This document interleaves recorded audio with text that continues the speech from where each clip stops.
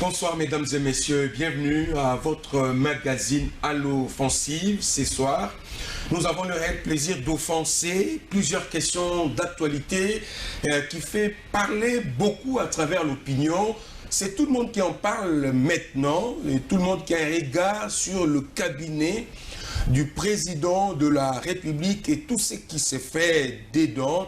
Vous êtes sans ignorer que le chef de l'État avait annoncé dans son programme de 100 jours, programme d'urgence, plusieurs volets qui devaient être pris en compte, infrastructure, santé, éducation.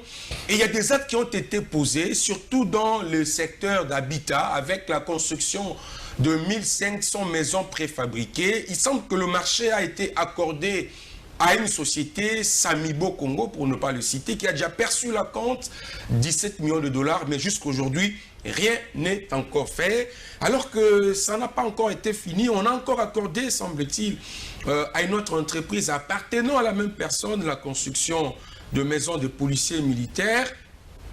Où est parti les 17 millions de dollars? Qu'est-ce qui se passe exactement quand on apprend que tout se passe de gré à gré, de marché, de gré à gré, on ne fait pas appel d'offres. Mais comment les choses devaient se passer, la passation de marché, quand il s'agit de projets de grande envergure, surtout qu'il faut contrôler les timings qui n'est pas clairement défini. Nous allons en parler ce soir, mais aussi avec cette question d'actualité aussi, les conséquences politiques de divorce qu'il y a entre FCC et l'AFDC. Est-ce que ça aura des répercussions politiques sur la coalition FCC-CACH? Comment le regard se présente du CACH pour cette affaire?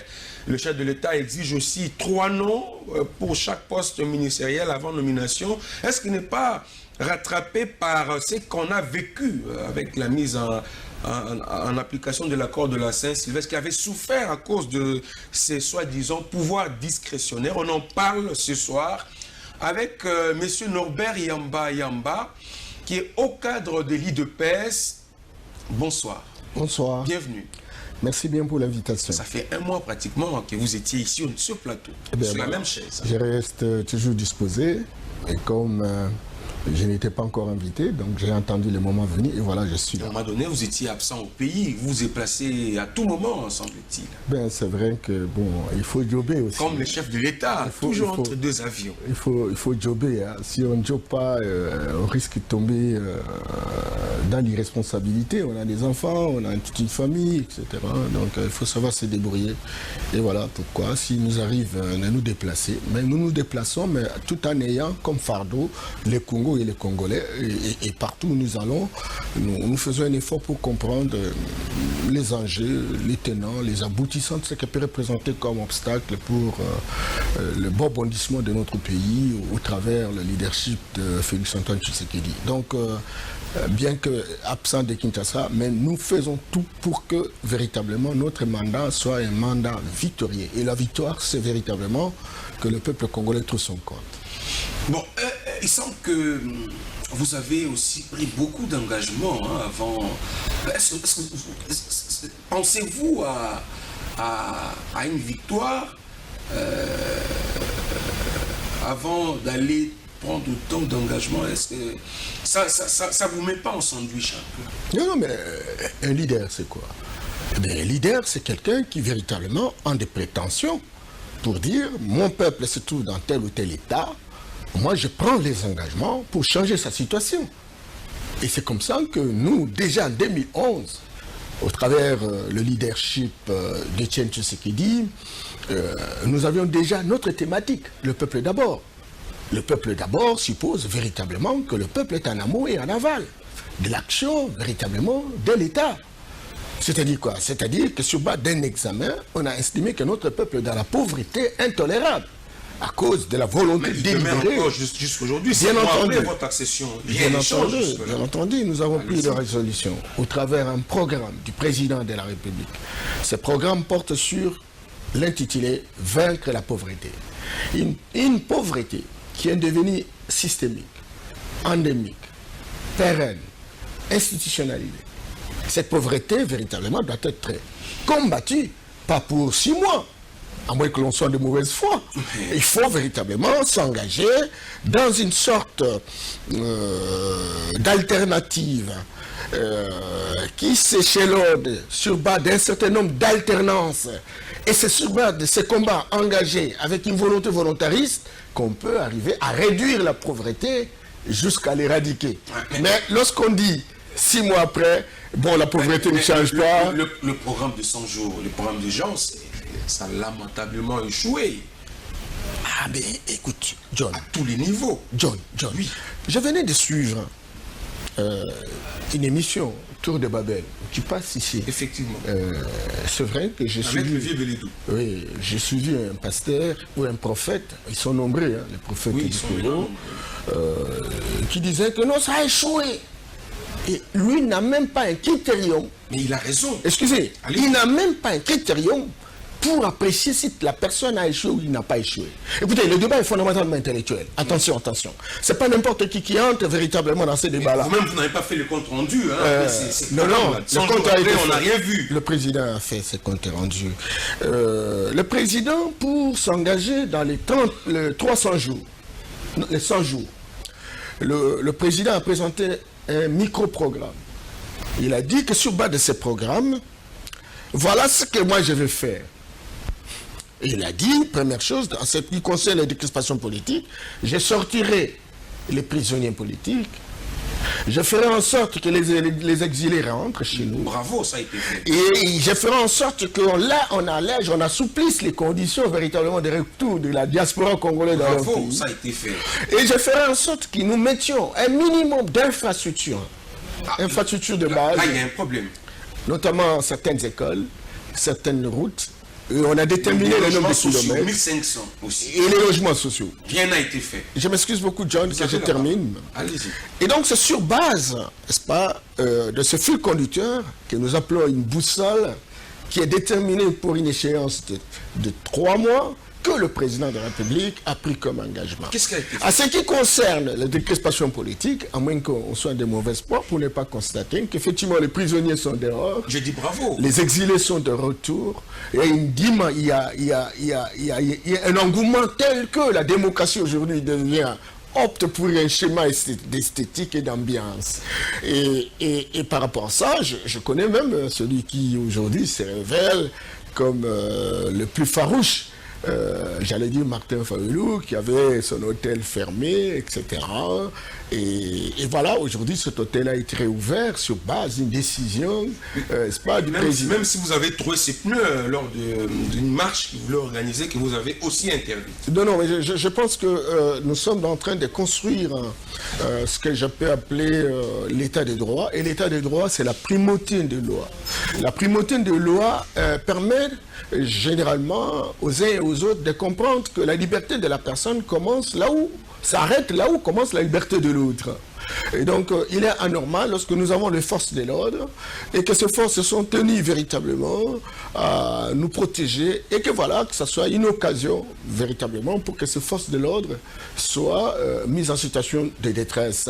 Et je crois que le self-défense existe et nous ne pouvons pas véritablement conseiller cela, mais nous disons que lorsque les opposants, lorsque vous avez la liberté de manifester, mais il faut reconnaître qu'il y a une liberté pour les autres et qu'en tout état de cause, qu'on se respecte mutuellement. C'est comme ça qu'on va domestiquer la culture démocratique que nous cherchons. La démocratie ne va pas sans se faire violence. Il faudrait que les gens comprennent que la démocratie n'est pas, c'est pas une occasion d'insulter les autres. La démocratie, c'est pas une occasion de se battre contre les autres. La démocratie, c'est une occasion où on a une liberté de prise de parole, on a une liberté de se manifester, mais une liberté également de faire des propositions pour que celui qui est au pouvoir change d'échelle, change de comportement, change d'alternative. Mais lorsqu'on va dans le débat de quartier, dans les ragots de bas étage, on quitte le terrain de proposition, à ce moment-là, ça devient un danger public et on comprend véritablement qu'on va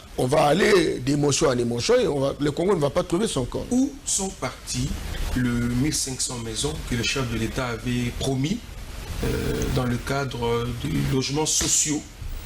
Le chef avait annoncé lors de ses programmes d'urgence la construction de 1500 maisons préfabriquées à Kinshasa, à Bukavu, Mujima, Ikananga. Rien n'a été fait. Mais pourtant, l'argent a été débloqué déjà. Attention. Allez-y. Je ne suis pas suffisamment informé par rapport à la question, mais je sais qu'il y a eu des infrastructures de base, notamment les routes. Et on est allé même jusqu'au niveau des logements sociaux, des maisons préfabriquées, etc. Et le président en a pris véritablement l'engagement. Il tient mordu que cela se réalise. Alors, à ce qui concerne les infrastructures, parce que beaucoup de gens, quand ils tombent, ils disent saute moto, quand ils font ceci, saute. Mais on ne comprend pas, sincèrement. Les gens ne savent pas évaluer. Ni faire l'analyse coût-bénéfice et risque de ce que représente le temps que nous payons dans les embouteillages. Mais écoutez, on ne va pas préfabriquer ce mouton. On doit pouvoir le construire. Mais le problème, c'est qu'il y a dedans. Il n'y a rien dedans dans ces Je m'excuse beaucoup. Allez-y. Je m'excuse beaucoup. Et donc, le président ne peut pas promettre et venir faire l'escroquerie. Non. Et je voudrais, donnez-moi un petit temps, je ne dis pas que vous dites qu'il a fait l'escroquerie, mais le président n'est que président, le président des collaborateurs. Vous savez, généralement, lorsqu'on veut faire ce genre de choses, il existe toute une littérature abondante dans les centres, dans la théorie de passation des marchés publics. Lorsqu'on fait véritablement des marchés publics, par exemple, on peut avoir un saut de mouton, qu'est-ce qu'on fait? Il y a deux types de contrats, gré à gré ou par adjudication. Quelle différence? Viens nous expliquer. Contrat gré à gré, on voudrait réaliser... Ils vont nous excuser, ils vont nous comprendre. Allez, vous avez la... On voudrait réaliser un ouvrage. Et lorsqu'on veut réaliser un ouvrage, compte tenu de l'urgence, on peut faire un appel d'offres et puis les gens viennent parce qu'il y a urgence, parce qu'il faut véritablement réaliser dans les délais. Alors on s'est dit, au lieu d'entendre pour qu'on fasse des évaluations, etc., on dit non. Il y a eu combien de demandeurs? Il y a eu combien qui ont soumissionné les dossiers? Il y a eu 10. Regardons un peu par rapport à leur expérience, par rapport à leur profil, par rapport à leur background, qu'est-ce que chacun a fait, etc. Et on peut avoir la présomption qui tombe sur, n'est-ce pas, un soumissionnaire. Et c'est lui-là, véritablement, qu'on responsabilise. C'est vrai que la loi congolaise accorde la possibilité à céder contrat, mais privilégie les contrats par adjudication. Simplement parce que là, il y a une commission qui siège. Dans cette commission, on donne les spécificités techniques de ce qu'on voudrait réaliser. Et sur base de cette spécificité, et puis on voit qui s'occupe de la question, par exemple à la présidence, qui est chargé par exemple des infrastructures. C'est ce conseiller principal, en fait, qui est là comme président de la commission. David Moukeba. David, vous me l'apprenez. Et donc, c'est lui le président de la commission. Alors, on se dit, quelles sont les entreprises de l'État qui ont une responsabilité par rapport à ça? Ah non, il faut appeler au VD. Ah, il faut appeler au officier des routes. Il faut que le ministère soit représenté par ses experts, etc. Et donc, on met en place une commission et on a fait un appel d'offres. Et cet appel d'offres, il y a eu des sociétés qui ont soumissionné et on analyse cas par cas compte tenu de l'offre que la personne, l'entreprise a proposée.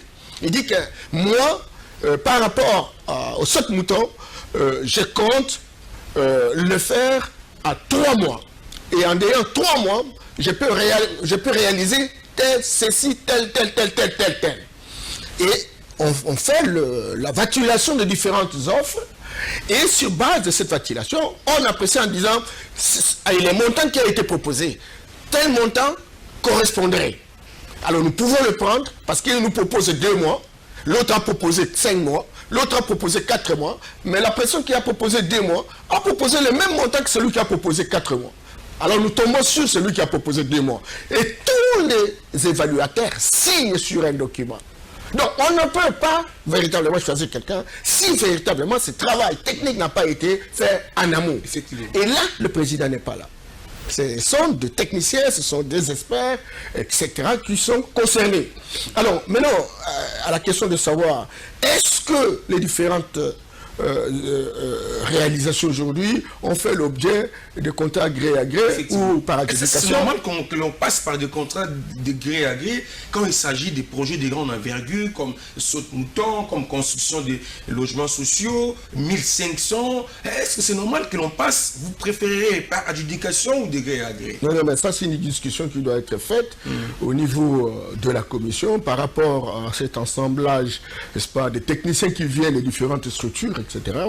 Et on s'est dit, on va établir les thèmes de référence. Et dans les thèmes de référence, on dit, voilà, par rapport à l'urgence, s'il advenait que nous ayons quelqu'un qui puisse réaliser tel projet en ayant un mois, alors, parce que nous voulons véritablement montrer notre volonté volontariste pour réaliser des choses, eh bien, nous tombons sur sa personne. Alors maintenant, si nous disons que nous faisons pas un contrat par adjudication et que cela va nous prendre véritablement du temps, alors au moins là, nous avons la possibilité de tomber sur quelqu'un et on lui donne le marché. Mais écoutez, si on lui donne le marché, il y a des gens, des hommes et des femmes qui sont organisés pour suivre ce qu'il fait. Le marché et la réalisation sur Mouton, ça va commencer par la clôture avec des tôles. Ok. Deuxième semaine, ça va véritablement commencer par la fondation. Ok. Mais il y a quelqu'un qui passe pour vérifier cela. Et non seulement vérifier en termes de réalisation, mais aussi en termes de coût. Ça ne semble pas être le cas maintenant, parce que maintenant le chef lui-même est obligé de descendre sur terrain pour vérifier, comme s'il n'avait pas de collaborateurs. C'est vraiment dommage. Et moi, je voudrais demander aux Quinois, aux Congolais, de faire confiance au président Félix Tshisekedi. On peut tout l'accuser, sauf la magouille. Il est président de la République. Il peut avoir des moyens minimums pour vivre, mais je ne vois pas Tshisekedi remettre en question son honneur, sa dignité pour tomber dans la barbarie hémorragique. Et je sais ce que un chef ou un homme doit avoir une ceinture pour porter son pantalon. Et vous savez que quand la ceinture n'est pas dans le pantalon tombe et le chef devient nu. Généralement, la ceinture pour un chef, ce sont ses collaborateurs. Il faut que les collaborateurs aient la même vision, aient la même philosophie, aient la même, le même comportement, la même attitude que le chef. Lorsque les collaborateurs ne veulent pas s'engager dans la vision du chef, le pantalon va tomber et la nudité ne sera pas celle véritablement des collaborateurs, ça sera celle du chef. Je ne dis pas que les collaborateurs ont failli, mais je voudrais que chacun de ces collaborateurs prenne les responsabilités pour dire que nous nous sommes engagés pour faire le contraire. C'est pas de ce que nous avons assisté par les régimes précédents.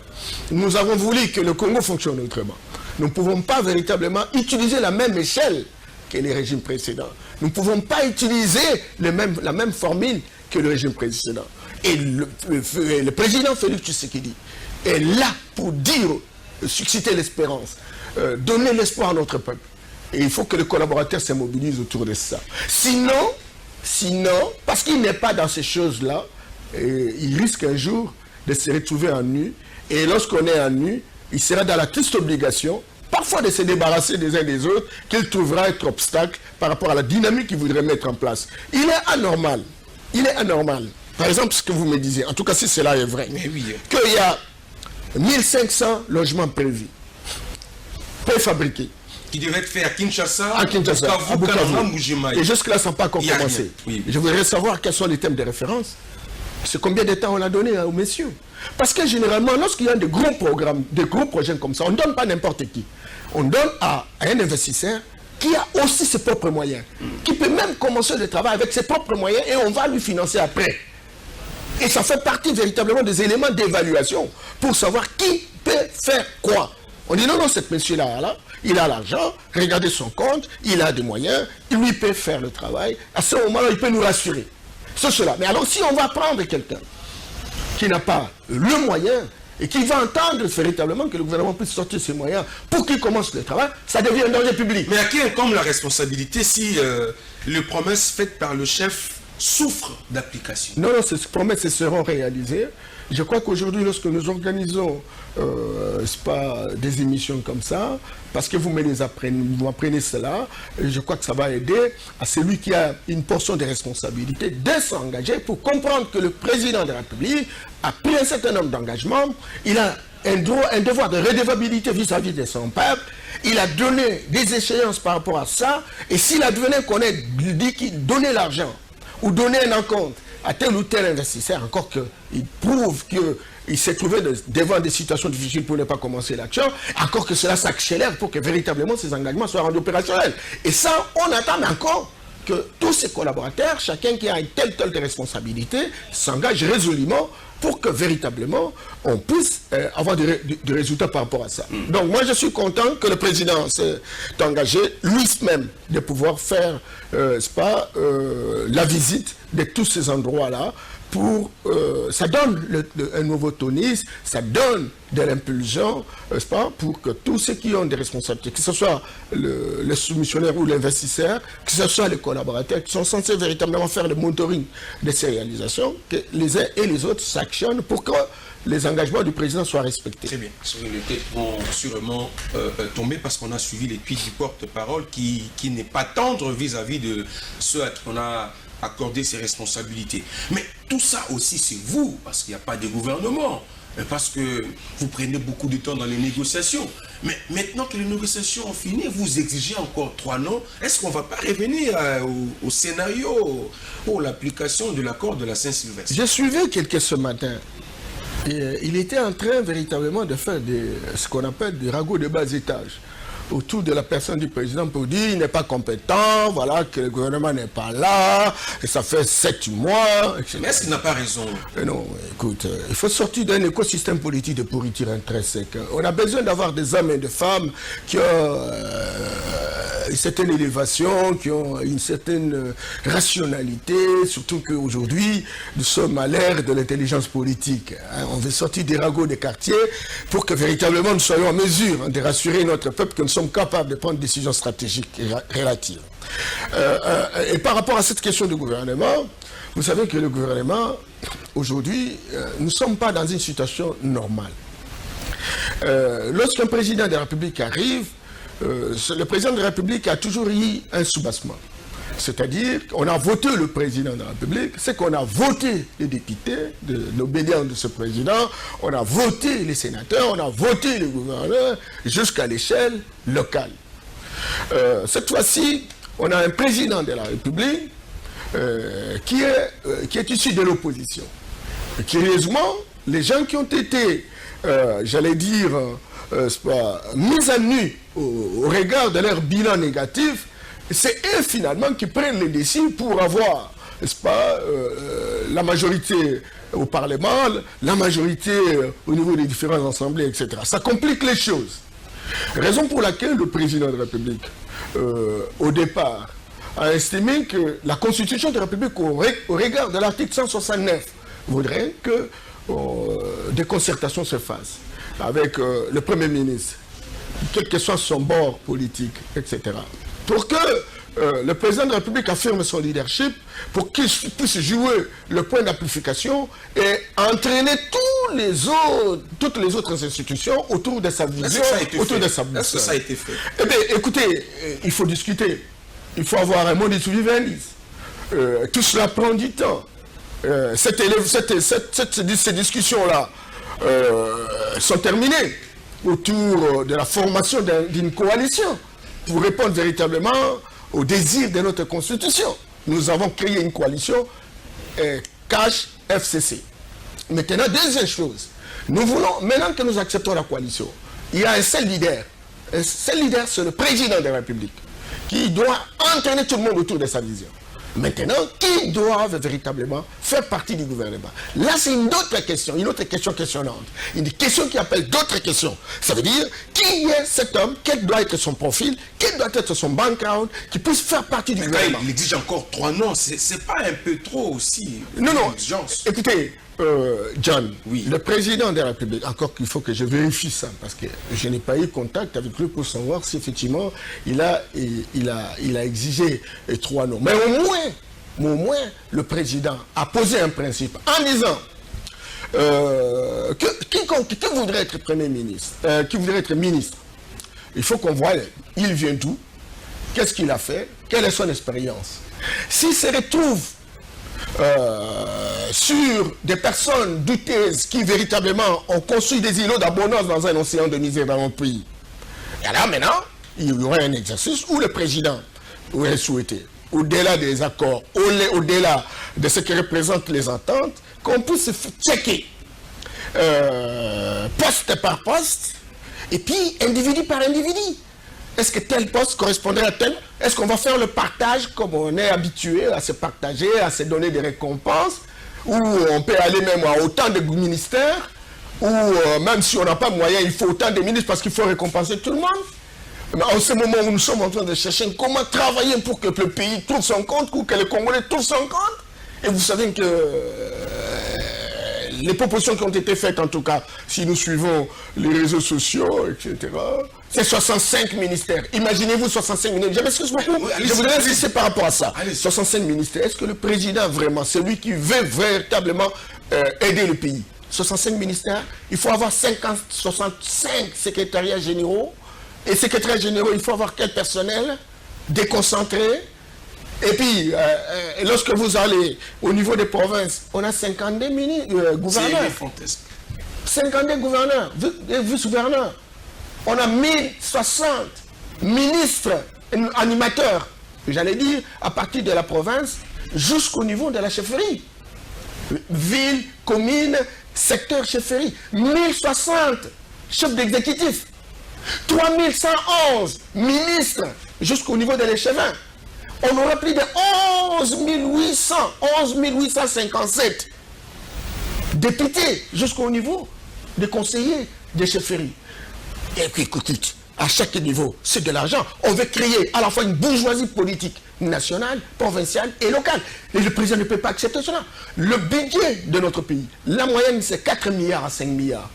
Aujourd'hui, le Congo est un pays à genoux, avec 40 milliards de dollars de polyintérêt brut. C'est différent, par exemple, de pays comme le Nigeria, qui est la locomotive en Afrique ou de l'Ouest. 581 milliards de dollars. Et donc, le président voudrait qu'on construise une cohérence entre les moyens qui sont les nôtres, les ambitions qui sont les nôtres, les profils de personnes animées, le sens de l'intégrité et des sacrifices, la vocation de pouvoir aider le pays à pouvoir avancer. Et tous ces éléments faisant commune, il faut une appréciation. Vous êtes en train de plaindre ou c'est une autre chose? Non, je suis en train d'expliquer pourquoi le gouvernement n'arrive pas.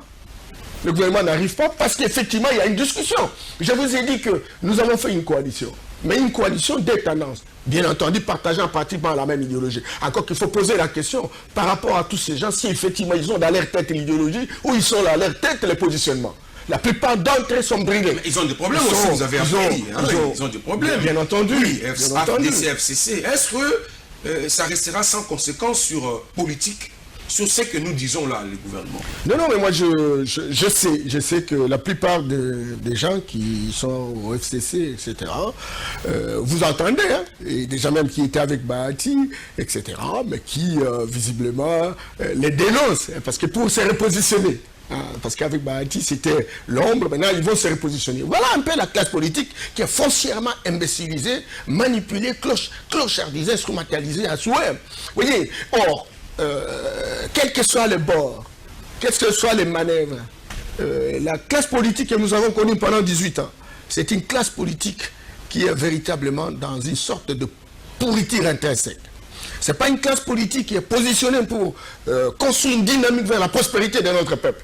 C'est une classe politique essentiellement qui fait des débats d'opinion, qui est loin véritablement de l'avenir de la République. Et donc, on peut accepter d'être dans tel ou tel bord, c'est la même chose. Parce que les gens ont été construits, ont domestiqué des comportements, ont domestiqué des attitudes, ont domestiqué un état d'esprit. Mais j'ai noté quelque chose. Qu'au niveau du FCC, parce qu'en réalité, quand le FDC doit être radié ou doit quitter, ce n'est pas une préoccupation d'une conviction d'aller construire le pays. C'est pas ça. Ils quittent simplement parce qu'effectivement, ils se sont discutés sur le butin. Il faut bien partager le butin. Ça, c'est la préoccupation. Or, nous ne sommes pas dans la vision du butin. Nous sommes dans la vision de monter des alternatives innovantes qui permettent au pays véritablement de fonctionner autrement. Alors maintenant, là où je ne comprends pas, et parce que les FCC, ils sont majoritaires aujourd'hui, ils ont un impact grandissant sur l'avenir de notre pays, mais je me dis qu'ils doivent avoir la possibilité de construire une dynamique démocratique à l'interne. Le président de la République sortant disait qu'il a tout réussi il n'a pas réussi une chose, il n'a pas changé les aérois en congolais. C'est que très clairement, il doit s'interroger sur ces méthodes aussi. Est-ce qu'aujourd'hui, on dit qu'on doit avoir une vision participative, on dit qu'on doit avoir une vision démocratique, on dit qu'on doit construire une gouvernance. Et une gouvernance suppose qu'il y a plusieurs acteurs. Et ces acteurs sont dans une interaction dynamique. Échangent, discutent. Et le chef n'est qu'un catalyseur. Il sait pousser les gens pour être en interaction dynamique. Vous voyez? Et donc, il a les contacts, il sait écouter les uns les autres, il recentre les débats, il fait une répartition équilibrée, etc. Et il veut avancer le processus.